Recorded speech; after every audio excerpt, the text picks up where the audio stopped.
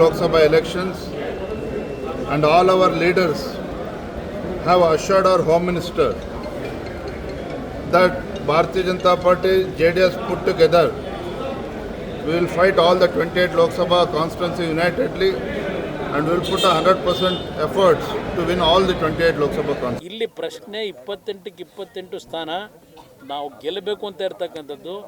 ಯಾವ JDSನ ಮುಗಿಸೇ ಬಿಟ್ಟಿದ್ದೇವೆ, ಸರ್ವನಾಶ ಮಾಡಿದ್ದೇವೆ ಅಂತ ಹೇಳಿದ್ರಲ್ಲ, ಆ ಸರ್ವನಾಶ ಮಾಡಲಿಕ್ಕೆ ಸಾಧ್ಯ ಇಲ್ಲ.